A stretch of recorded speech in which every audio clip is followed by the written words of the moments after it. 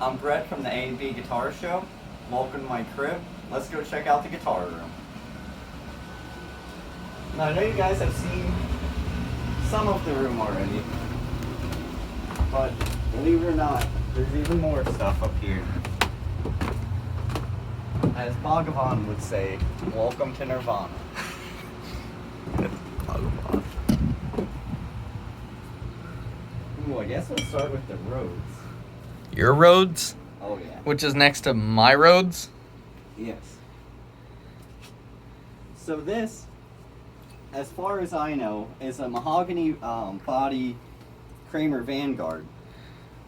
Come out from under the. Ooh, sorry. Make yourself comfortable. And Jackson professional neck. Technically, this is an AR guitar. Took a lot of work. Did a little bit of customization to it. There's some big quad rails in there. Hot as hell.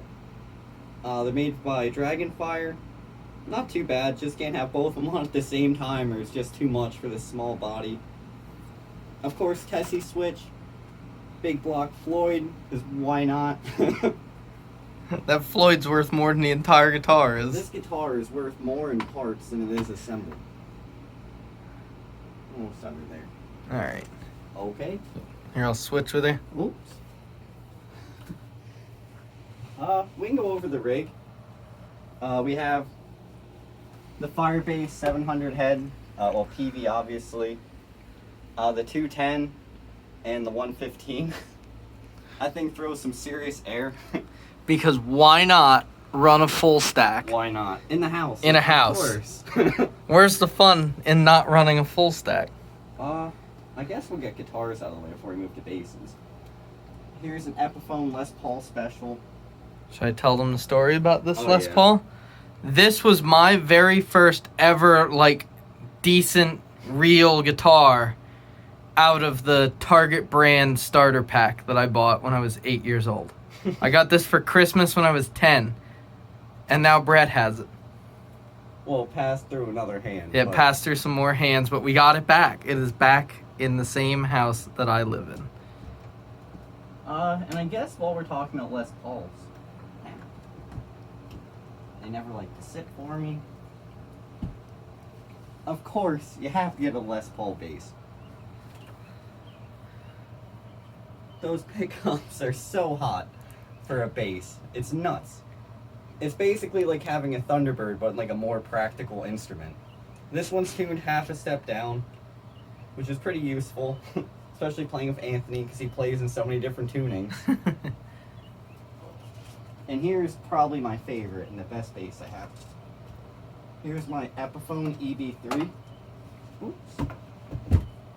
Oh, as I hit it off the ceiling. Oh, got stuck on the Hondo. Really nice. This Sidewinder is such a great pickup. Like, it's definitely worth getting the EB3 compared to the EBO. Like, just for that pickup alone. That pickup gets a lot of hate, but I'll tell you what, through that rig, that thing fills in so nice. All the low end you could ever want.